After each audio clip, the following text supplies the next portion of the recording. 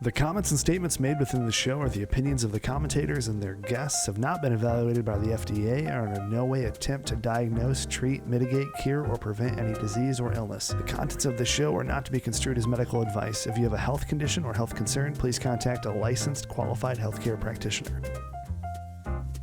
Hi everyone, I'm Nan. And I'm Tom, and this is a Supplement Super Sleuth. That'll be me, and the Herbal Storyteller. And that definitely would be me. And together, we're going to take a peek behind the curtain of the natural products industry. We'll be sharing naturals in the news, dispelling lots of myths, interviewing key players in the industry, and highlighting our favorite herbs and supplements. So with that, let's pull back that curtain and see what's there. Hey there, Tom. How are you, Nan?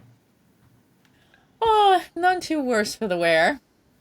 That's good. That's good. I think we almost melted out here yesterday. It was like Seriously? 87 degrees. So. Yeah, I wish it were warm. It's I just know. been very cool and rainy here. Trouble with the East Coast. So what have we got today? Oh, okay. So, naturals in the news. Let's start. Let's just get right to it, right? Sounds like Okay. a good place to start. Yeah. So in Nutra today, a brief article was posted about benfodiamine as Benfopure, which is so interesting because you and I, when we were working together at a certain company many years ago. Yeah. God, how long ago was that? I think it's getting close to 12 years now. 12 or 13 years ago. We had talked about benfodiamine. So it's clinically supported source. It's a fat-soluble derivative of thiamine, which is also B1. Benfopure is 3 times more bioavailable than traditional sources of vitamin B1 and has proven health benefits for circulation, supporting normal glucose metabolism, and it's backed by more than 100 published papers. So it has GRAS status, which is generally recognized as safe in Japan, Europe, and Latin America for decades, and it's ripe for novel dietary supplement application here in North America. B vitamins are usually water soluble, and what's really interesting is what supplement companies are doing now is trying to get them to be fat soluble. Like vitamin C is normally water soluble, but there is ascorbyl palmitate, which is a fat soluble form of vitamin C, and now we have that with B1 or thiamine. And as you just heard, there's some support for normal glucose metabolism and for supporting healthy circulation. So that's new in the news. And the other headline that I saw in the news today was large new study validates krill oil's health benefits. So krill oil is another type of dietary oil, just like a lot of people take fish oil for those omega-3s. They're oh so important. Now there's a new study that was recently published in the Journal of American Medical Association, showed that krill oil significantly reduces triglyceride levels in the blood, an important measure of heart and cardiovascular health. The publication presents the effects of krill oil supplementation on more than 520 patients with severely high triglyceride levels in their blood. Participants were randomly assigned to receive the krill oil capsules or placebos over a course of the treatment. So it was a blinded study. And the patient's triglyceride levels, plasma omega-3s, and cholesterol levels were measured before, during, and after the 26-week duration of the trial. And findings show that the patients consuming the krill oil experienced a significant reduction in triglyceride levels, 12.7% in just 26 weeks, which is remarkable. And there was no increase in the LDL cholesterol. So krill oil is unlike other heart health supplements. It can be considered a natural multi-nutrient for your heart, delivering a combination of phospholipids, omega-3 EPA, choline, and astaxanthin. So when you take krill oil, it's like getting 4 supplements in one. Now there is a little bit of a oh my goodness, environmental impact with this, because krill oil, of course, it's in the shrimp family. It's a little tiny thing. So if you're right? It's a little crustacean. So if you're allergic to to the crustacean family, this would not be appropriate for you. That's very true. The other thing is whales eat krill. However, there are huge stringencies around farming krill in the oceans all over the world. So there's a lot of controls over this, if you will. But the research is starting to look very promising, and it's definitely a consideration for people who are looking for a more complex supplement other than just fish oil for cardiovascular support, really good, healthy phospholipids, and astaxanthin, which is that red color antioxidant, which has been found to be very powerful in the cardiovascular system. Pretty cool. Pretty cool news. Yeah. Yeah. Yep. Krill has been around for quite a while, but the research on it just keeps building and building and building. And this new study is really, really great, because this one was actually published in the journal, the JAMA, the Journal of the American Medical Association. So if it gets their blessing, you got to know that it's got something going for it. And I wanted to mention the fact that, we had Daniel Fabricant, who was the CEO of the Natural Products Association. Oh yeah. On, I think it was a month or two ago, and Daniel was talking. We were talking with Daniel about the FDA and the FDA's current ruling on the fact that they wanted to take N-acetylcysteine, off the market because they said that, well, no, it's not actually a supplement, it's actually a drug, and they want to remove it from the marketplace. The Natural Products Association was talking to them about that and saying, hey, you can't do this. This has been in use in our industry for over 30 years. Right. And they would not, they kept asking, where are we going to do with this? What are you going to do with this? What's your decision? Because as you may remember from dealing with the FDA, many times they will put a regulation out there pending comment, quote unquote, and then they won't tell you anything about what they're doing. Well, just recently, within the last week, I was reading that they had decided, no, they're going ahead with it, but there's a silver lining, they won't enforce it. It won't enforce it. Right. I don't know what that means. Well, don't worry. I know the gun's loaded and it's pointed at your head, but I won't pull the trigger. Yeah, that's Tom. So, I get it. So, it's an amino acid and it's naturally occurring in food. And I've covered N-acetylcysteine in past episodes. And you can increase that in your foods.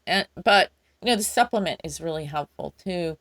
I think, it is used in hospital intravenously. And of course, why would somebody want to use an intravenous off the label, out in the, that's not how people take their supplements. That's not normally. The supplement industry. We're not injecting anything. We're not injecting anything, and we're totally appropriate. And, we have suggested servings that we stay within those parameters. And, we don't ask people to, take 10 times the amount. We say, please read what the bottle says, follow what the bottle instructions say for suggested serving. So I think we're staying in alignment with that generally as an industry.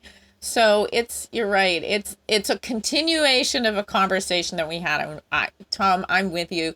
We need to continue the conversation. I'm hoping we can get Dr. Daniel Fabricant back on our show. And and the other thing is that there's a gentleman from the Council for Responsible Nutrition, Stephen Mister, who came, in talking in Nutri-Ingredients, basically was talking about the fact that, as consumers, we, our industry as a whole shouldn't lose sight of the precedent that something like this is setting.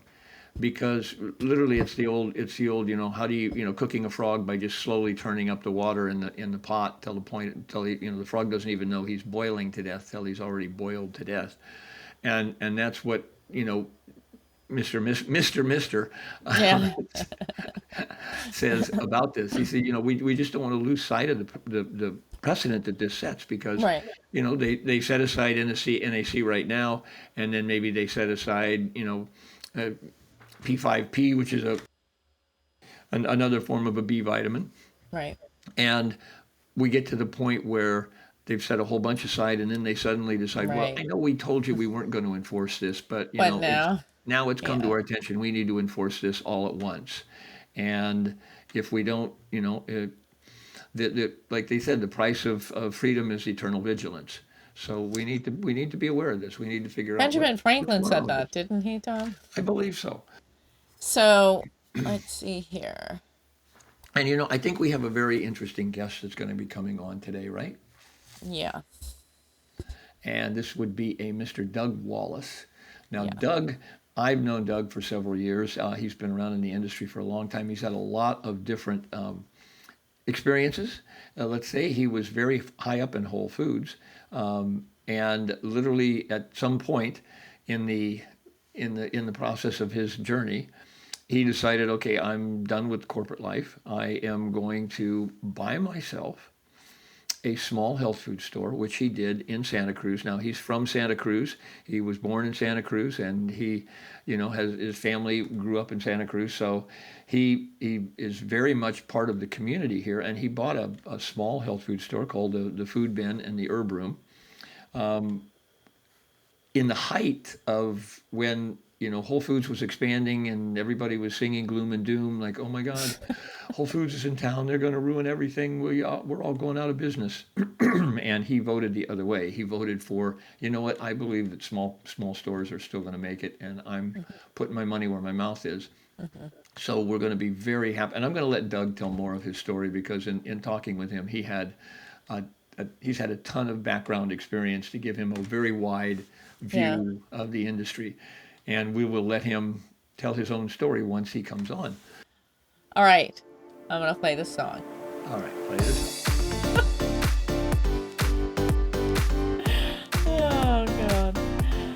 All right. Well, we're about to start our segment called Naturals in the Know. And there's somebody who knows a lot about the natural world. And Tom's going to interview our very, very special guest. Yeah, this is Doug Wallace, who is joining us today. And Doug has a really, I don't want to call it a checkered past, but he has a lot of experience in a lot of different areas of the natural foods industry. For sure. And Doug is one of my heroes, because back in the times of the so-called Whole Foods invasion, when Whole Foods was opening stores like Starbucks was opening coffee shops, everywhere, all of the little mom and pop stores were feeling really threatened. And Doug, who at the time was working with Whole Foods, basically went out and bought a small mom and pop health food store in Santa Cruz, California, and is still going strong. So Doug, you've got so many different things. You've got such a cool past.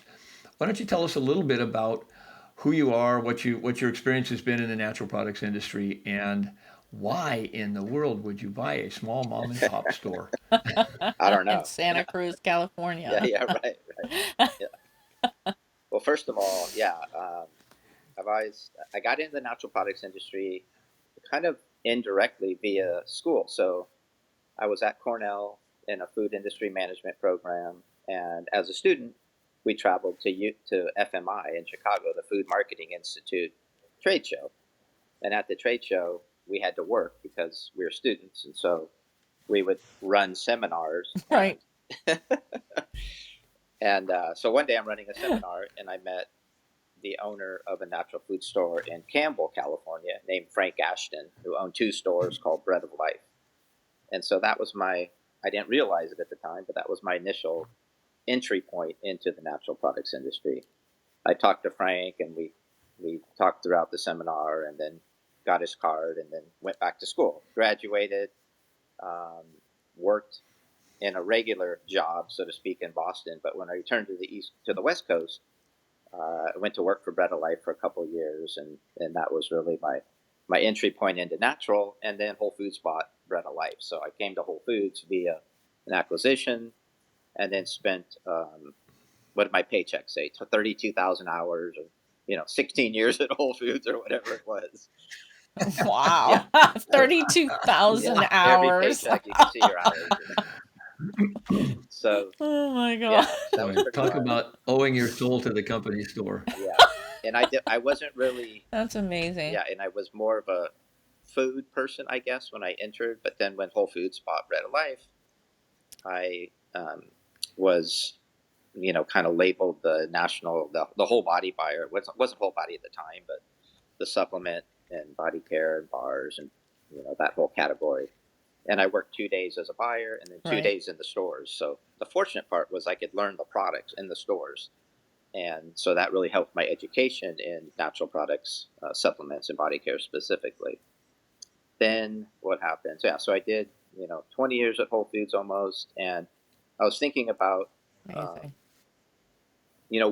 what we really were trying to do then. And it was so different than now, because then it was really about the customer experience, education, and really education, right? I mean, it's really was the key, Yeah. and really our focus, Yeah. and education, and creating that experience with the customer. It was kind of, that was the Yes. magic, right? Educate, get more people involved, spread the word.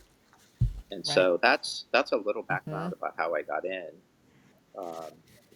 And then how I got out was I actually I jumped to a natural manufacturer. The big escape. Yeah, I went to Natural Factors from Whole Foods after a number of years, which was Great company. Yeah, great company, unbelievable experience, super great great manufacturers, and just learning the manufacturing side was unbelievable, because as a retailer, you're kind of blind to that, You just expect it to happen. Exactly. You're Yeah. like, okay, that's a good education. Right. And then, so I've actually moved to Right. Seattle, worked with Natural Factors USA, and then moved back to Santa Cruz, and found out this little natural product store was for sale. And so we acquired that about 4 years ago. And it's kind of a old school, like hippie store, like the old days, right? Like super funky, Love it. super funky, Totally love right? it. Right. Funky. Two Yeah. stores on one lot. Yeah, two 1,000 square foot stores on one lot. One store is called the Food Bin. One's called the Herb Room. The Herb Room is supplements, body care, 500 different bulk herbs and spices, medicinal herbs, Chinese herbs, and then some gift and that kind of stuff. Yeah. So here we are. Yeah. So it was good for 2 years, and then the pandemic hit, and it's been since. I mean, it's been good. Right. It went from being a little, And then the rain came. And then, right. The masks thing and the people, but it went from being business wise, it went from being a little convenience store in the Food Bin where people spend $10-12 to now being a little market, And then on the Herb Room side, supplements were off the hook early on in COVID. It's since, kind of leveled off and been more normal now. So, but we're hanging in there, and we're we're up versus where we were before going into the pandemic, Wow, that's amazing. That's so great. Yeah. Yeah. When I remember those two little stores, I used to go to the Herb Room when I was in Santa Cruz. If I was at East West School of Planetary Herbology with Michael and Leslie, and I used to just go in there and grab Chinese. They had everything. There were Chinese herbs in there. There were Western herbs in there, so I could get whatever I needed as an herbalist. When I was on the road, and I just love those little stores. Absolutely. They're just they're like a heartbeat. A center, if you will. Definitely. Absolutely. Yeah. Love Yeah, it. and you were born in Santa Cruz, isn't that right? I was born in Richmond, so a couple hours away. Yeah.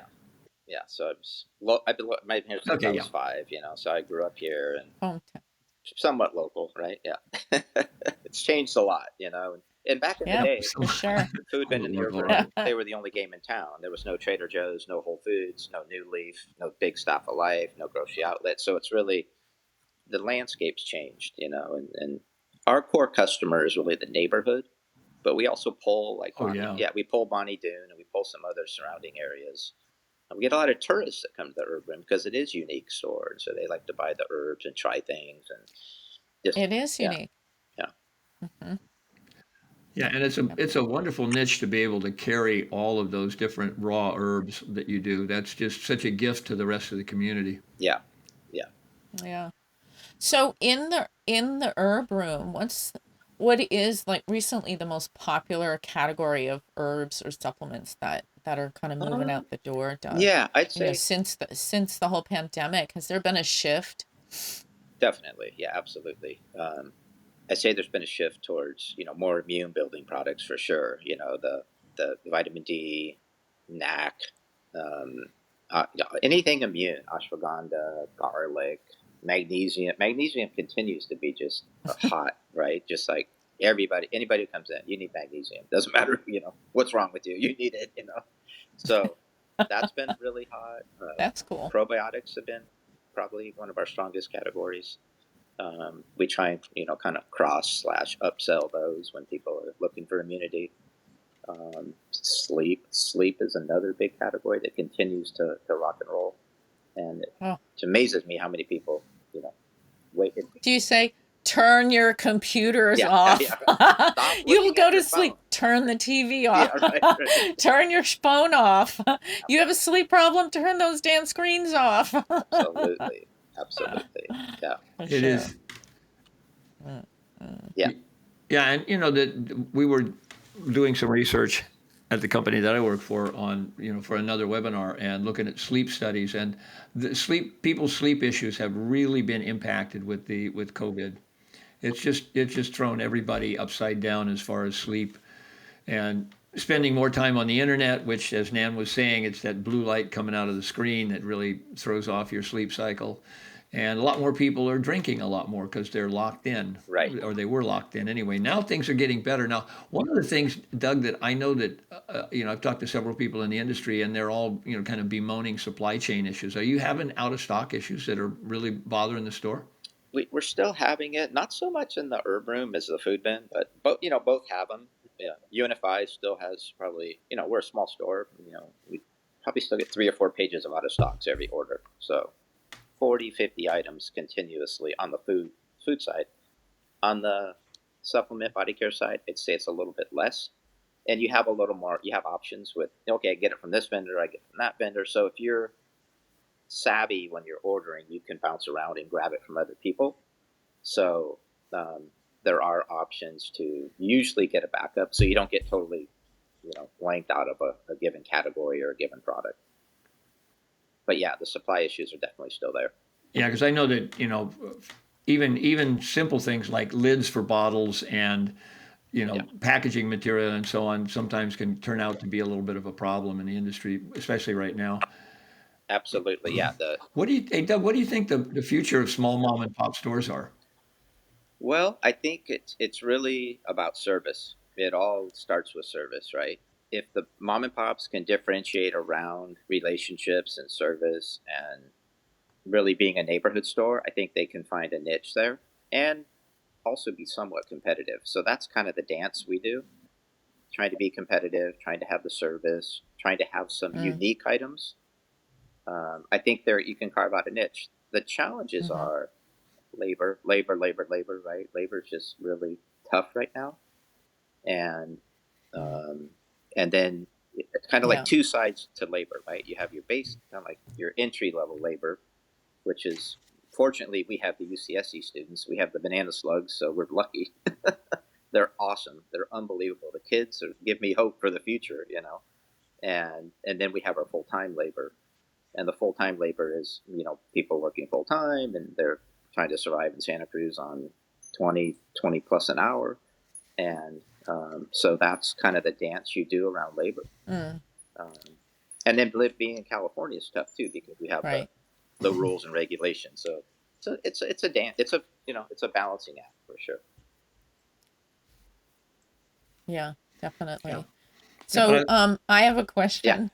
So we have a little thing going on with our podcast, and we're asking retailers, what's the funniest thing that a customer has come in and said or asked for on the floor in your store? Oh shoot! Oh my gosh! The funniest. We've had all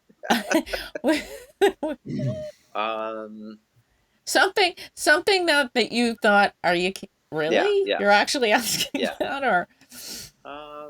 Jeez, that's a tough one. I'd say. Okay, think about it. Think about that for a second. We did have a guy when we bought the store, right? This guy kept calling me, "Oh, I want to pay you money." Okay, what for? Well, we used to steal from the store. Okay, well, how much you want to pay? So I ended up giving him our account number. He wired in $1,500 to the store. Look in the account. And I'm like, great. Showed up one day.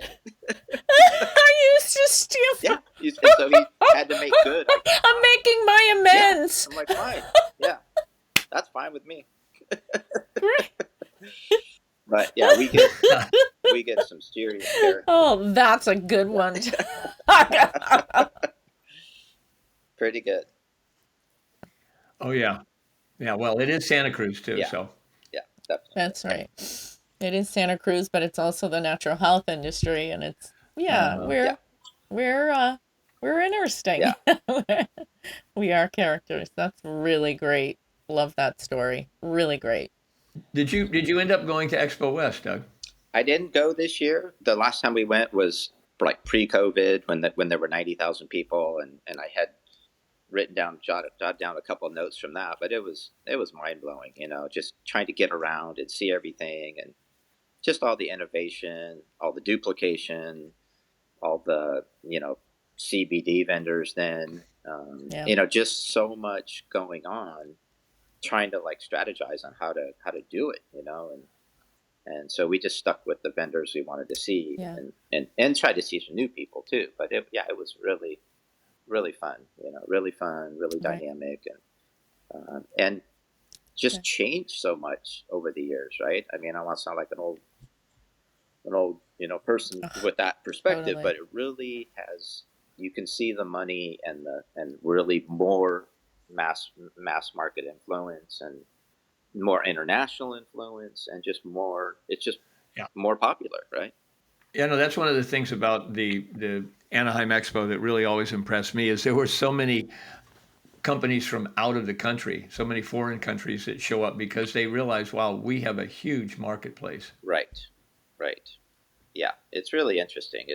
We took 4 or 5 people down. We drove down, so we had some fun with it. And stayed on the beach, got a VRBO. So we didn't stay right in Anaheim, but we got to experience the show every day and tried to attend the seminars. And so I think people do that too. They use it as like a little vacation / oh yeah, we're going to go to the trade show. And we stopped at Santa Barbara and saw Lazy Acres, and saw some other stores. And so that's kind of fun too, just to see that LA marketplace is unbelievable, right? Airlawn, and just all the different options down there. Unbelievable. Yeah. Definitely. Yeah. And just sort of one last curiosity on my part. Yeah. Making that shift from big business to your business, which could also be big neighborhood business. How's it been for you? Have you been enjoying it? And I know there's always pros and cons, but has it been a wonderful decision and a good experience for you overall? It has, yeah, it really has. It's been, it's kind of challenging to come back to retail, especially after being in retail, then going to manufacturer side, and then coming back to retail. So, but what's cool about it is that I realized after doing it now for another 4 or 5 years is that people come for people. It's all about people, really. Yeah. And they're going to buy the products and they like your product, but they're coming for you and me and Tom, and really it's so relationship driven.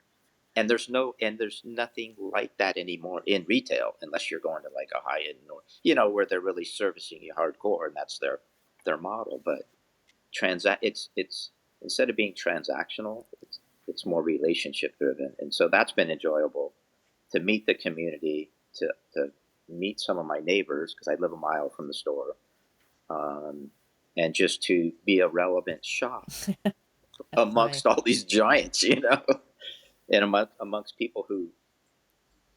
It's amazing. Yeah, it's really interesting. Yeah, yeah. And some days you're like, oh, geez, I'm so happy for you. Thank you. Yeah. Yeah. Oh, I'm sure. Has its days where you think, what did I get myself into? Yeah. My wife's like, what are you doing? Doug, I know I've been in Santa Cruz for over 30 years, and what have you done? Yeah, right. You can't help it though, right? Yeah. You can't, there is something about the natural foods industry, and still and always there's something, and that's it. It's about the community. It's about the relationships. It's about service. It's about getting to know people. Right. And I absolutely 1,000,000% agree with you. Yeah, and it's sharing products with people. Good for you. And there's so many new products all the time that it's fun to kind of show them off and share stuff with people that they might not have seen or ever tried. So there's always like some excitement you can create if Yeah. you want. Thank you, Doug, for going through all of the machinations we had to go through this morning to get you on. No problem. Yeah. When Doug, where thank you so much. When you go to leave, so there's a little button Okay. down there you press that says Okay. leave, and up in the right hand corner of your screen, you'll see a cloud that says uploading. Wait till you see the confetti before you turn the browser off. Okay, sure. Okay. And that way it's uploaded everything. Just hit the little red button to Okay. leave, and then I won't Yeah, touch it. thank you. Thank you so Thank much for your you. time today. All right. Sorry for the. Yeah, and then watched for the confetti. Thank you. It's great Hey, to Doug, see thank you. you so Thank much, you. man. So great Nice to see you, too, and Nancy. best of luck. And Thank okay. you. Thanks, Tom. Okay. Have a Okay, you good too. one.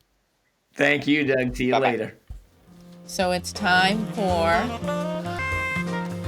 our favorite things. Yes, our favorite things. And always we have all these beautiful favorite things that we want to talk about, and it really is kind of fun. I love this part. Dan, who wants to go Me too. first?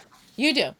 Okay, I'm going to go first. You want to go I first. do. All right. Well, thank you for letting me know that I want to go I'm first. like such a pushy girl. No, you go. No, do you it. want to go. Yeah, right. You do it. All right. So, normally I this is probably going to be a little bit abbreviated compared to what I normally do, but one of my favorite herbs that has always really impressed me is an herb out of the Chinese tradition, a traditional Chinese medicine called Salvia miltiorrhiza. Sometimes it's called red sage root because salvia is a member of the sage family. And this root is absolute. I mean, you want to talk about a red root. This is a very red root. Now, what's interesting about it, it's also called Dan Shen, and Dan Shen refers to an energetic, and the Dan refers to the fact that it's working. It's an energetic that works on the heart. All right. And so really what's going on with this herb is that it has been used in traditional Chinese medicine for over 2,000 years as one of their primary cardiotonics. And it's amazing because what it does is it's working on circulation. And in a Chinese paradigm, the TCM paradigm, basically angina or chest pain is coming from the fact that circulation is impaired. Now we might, in Western terms, we might say, well, there's cholesterol building up, there's plaque building up in the arteries or so on. But the Chinese basically say that the circulation is there because it's a loss of energy flowing through the channels and that the blood circulation is not there. So in traditional Chinese medicine, Salvia multiorrhiza is really recognized as an herb that opens up the circulatory channels in the body. And for me, why I like it, and because I trained on it a lot, and why I like it the most is the fact that it's an absolutely wonderful example in my idea of talking about what's called the doctrine of signatures in herbalism. So in herbalism, the doctrine of signatures says that the plant is going to tell you how to use it by the shape, by the color, by how it grows, by what it looks like, and so on. And with Salvia miltiorrhiza, when they dig the plant up, when they harvest it, first off, like I said, the roots are just beautiful, beautiful red. And they are branching out to the point where there'll be a one big root ball cluster, and then everything branches out from that. So it really does look like somebody literally took a cardiovascular system out of a body and is holding it up there, showing it to you, because you've got all these beautiful red roots that look like our circulatory system and all the little branching rootlets that are coming off of that. So it has been used in traditional Chinese medicine for, like I said, 2,000 years. It's been in the Chinese pharmacopoeia, written up in the pharmacopoeia since 1953. And it's one of the top-ranked herbs that's used in hospitals in China and Taiwan and areas in Asia like that for cardiovascular disease. So it for me, it really does live up to its name, because what they talk about it is it's invigorating the blood. It's invigorating the flow of the blood in the body. And because of that, it has some other really interesting uses. It's really wonderful for circulation to the brain and to the whole body, but it's also extremely useful for the liver. Now, when we think about the liver and the fact that the liver is filtering blood 24/7 and is deeply involved in blood, and circulation.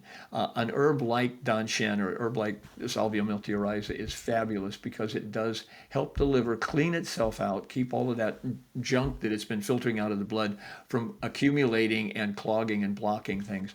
So it's great for that. And another little quick ancillary thing there is it's taken to relieve skin issues because that's skin is considered to be heat. Skin issues usually are considered to be heat trapped underneath the skin, and it's wonderful for that, and it's also wonderful for healing broken bones. So again, it's one of my favorite herbs. I love just being able to say, hey, look, doctrine of signatures, this herb is shouting at you, use me for your heart, use me for your heart, use me for your circulation. But that being said, just real quickly, don't just run out and just start taking it like willy-nilly, like, okay, I love this idea, I'm going to start taking it. Find a really qualified acupuncturist who's been trained in TCM herbs. Or a clinical herbalist. Yeah, or a clinical herbalist. And a clinical herbalist would be able to do it too, as long as they understand traditional Chinese herbalism, they would be able to do it. So definitely work with a practitioner. Don't just run out and take this on your own, but ask your practitioner about it because this is a great circulatory herb. Yeah. I mean, there are a lot of clinical trials on Salvia miltiorrhiza. Yeah. Salvia. There were 39. 39. Yeah. Yeah, with that's over a lot. 2,400 people involved in those clinical trials. Yeah, So looking at quite a bit. how it affects the cardiovascular system in a really healthy and supportive way.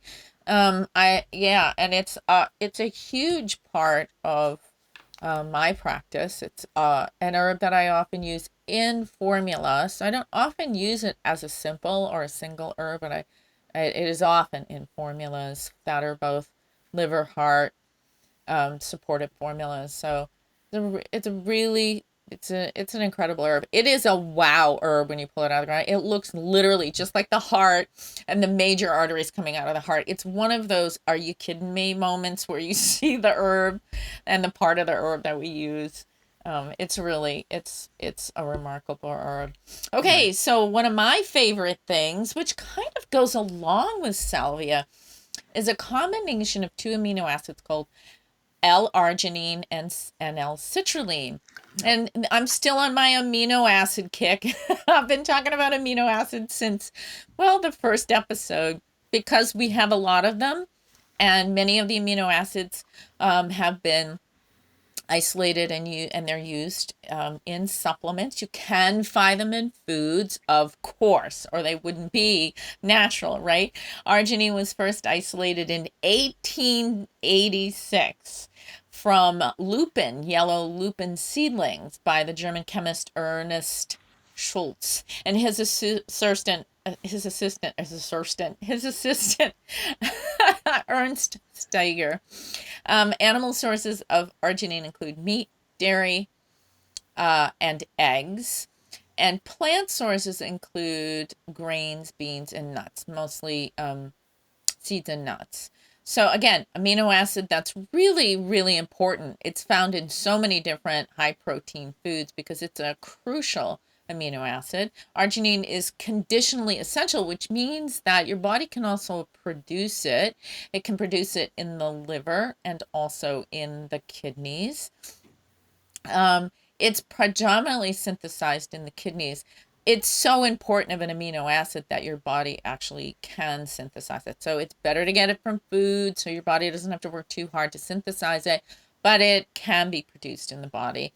Arginine plays a really important role in cell division, wound healing, removing ammonia from the body. So phase 1 detoxification that goes out through the kidneys, right? Normal immune function. So it's a huge part, it plays a huge part in immunity and the release of your hormones from endocrine glands. It is a precursor for the synthesis of nitric oxide or inducible nitric oxide, making it extremely important in the regulation of blood pressure and vasodilation. So the opening up of the peripheral cardiovascular system. So that means the part of the cardiovascular system that's in the periphery, the hands, the feet, the genitals, that kind of thing. the surface of the skin versus the deep cardiovascular, like the arteries and the veins. So that's L-arginine, its role to play. It's very, very important. And nitric oxide is not produced without its presence. So that's really, really important. Arginine can be used in the body to form citrulline. And this process is important for one of the detoxification pathways in the liver called methylation. So we're not able to methylate things. That's part of phase 2 or conjugation in liver. That's a lot of blah, blah, blah, blah, blah physiology, but basically really crucial to how our body cleanses itself, right? So ammonia is how we convert uric acid so we can pee it out, and that's part of our urine. And methylation is part of how we conjugate things to get them passed out of the body as well. So really important. It's significant. Citrulline is significant in autoimmune responses. So it reduces that predilection towards autoimmunity. It's a part of a normal immune response. And also arginine and citrulline are very important in epigenetic or gene expression mechanisms of action, which that we'll talk about that at some point. If you don't have enough arginine and citrulline, you have a monkey wrench, right? They're really important for these key cellular activities. Very, very important. L-arginine as a supplement is recognized as safe. It has generally recognized as safe or GRAS status at intakes of up to 20 grams. But that's an awful lot. Usually supplements are 500 milligrams to 1 gram. You really don't need that much if you're supplementing much more than that. Those are our normal, our everyday recognized supplement intakes of L-arginine. L-citrulline was first isolated from watermelon juice in 1914 by Japanese researchers Yotaro Koga and Ryo Odaki, and further codified by Mitsunori Wada of Tokyo Imperial University, and that was in 1930. So you can see L-arginine and L-citrulline as amino acids have been around for a very long time. L-citrulline helps the body rid itself of ammonia, just like L-arginine does. It's a byproduct of exercise and protein synthesis. Could be lactic acid, uric acid, and L-citrulline helps rid the body of these kinds of things. It's formed by the enterocytes of the small intestine. Okay, so your body will produce L-citrulline, but if your small intestine is out of balance, you may not be producing enough of it or any at all. And so that's an indicator of a healthy small intestine environment, is if you have enough citrulline that's produced by these cells inside. Now, what's really interesting about this is in ancient herbal traditions, the small intestine and the heart are what are called paired organs. So what's so fascinating to me is that somehow, in some way, the Western concept of physiology and biochemistry actually proves ancient herbal methods in some very odd way, because the pairing of the small intestine and the support of things like L-citrulline and arginine have a profound effect on the cardiovascular system, not just on our, kind of periphery, but on the actual support of how the cardiovascular system performs with inducible nitric oxide and with citrulline as a really important a small intestine environment amino acid. If you put the two amino acids together, they're usually found like this in supplementation because they're better together than taking them separate. And they're usually used to support healthy blood vessel relaxation, normal sexual function for both women and men. So as you get older, your peripheral circulatory system starts to prune itself because your body's tired, you don't have enough of the building blocks, you're aging. So it'll prune things like neurons and peripheral cardiovascular system. So if you want to increase blood flow to your extremities and you're genitalia happen to be considered an extremity. Like your body says, gotta run the heart, gotta run the intestines, gotta run the liver, gotta run the brain. And if we don't have enough if we have just enough for that, the core organs, then guess what? All the other stuff goes away. That includes sex. No extracurricular there's activities. No extracurricular activities. So we want to encourage, health to the extremities, including our sexual organs. And arginine and citrulline as a supplement sometimes can do it. A little goes a long way. Just a note bien, NB, note bien. If you have had a heart attack, or you have cyclical herpes, cold sores, or genital herpes, or if you're on any heart medication for blood pressure, please, please, please, please, I'm advising you to speak with your physician or your naturopath or your chiropractor or nutritionist, because it may not be appropriate for you to take arginine and citrulline together. But please speak to a professional. Don't just go out there and do that yourself if you're on cardiac medicine, or if you're on cholesterol medication, or if you're on blood pressure medication, or if you have had a heart attack in the past. You want to be really careful. But other than that, it's generally recognized as safe. A little goes a long way. I love arginine and citrulline together to increase the circulation to the periphery, or to the extremities. And also for those people who have really cold hands and feet, and your hands turn white sometimes in the wintertime, this might also be a good something to think about to try. And that's it for my favorite things for the day. And Nan, correct me if I'm wrong here, but arginine tends to be run out of the body. It tends to be used up and taken out of the body pretty quickly. Very rapidly. Citrulline tends to stick around a lot longer. So taking them together is a great way to make sure that you can, because citrulline does a lot of the stuff that arginine does also. It does. It's kind of a forward and backward thing with arginine and citrulline. But so, for example, if somebody's small intestine is really out of balance, or their microbiome isn't really healthy, or they drink a ton of coffee, or they drink soda, or they have ulcers, or they just haven't been really good with their health, you aren't going to produce enough citrulline. And that citrulline generally helps the arginine stick around a little bit longer. But you're right, it's like glutathione. Your body uses these things up a lot faster than you would ever imagine. So, it's good to have them together, and it's good to have a little extra, and a little goes a long way. But and it is an amino acid balance too, because I know for myself, with the having had exposure to herpes sores, labial on my lips, when I was a kid. If I take too much arginine, it will stimulate the release of a cold sore. But if I take a lot of lysine along with it, that tends to balance it out. So it's an amino, like you say, it's an amino acid balance. It is a balance, and usually I tell people have that history.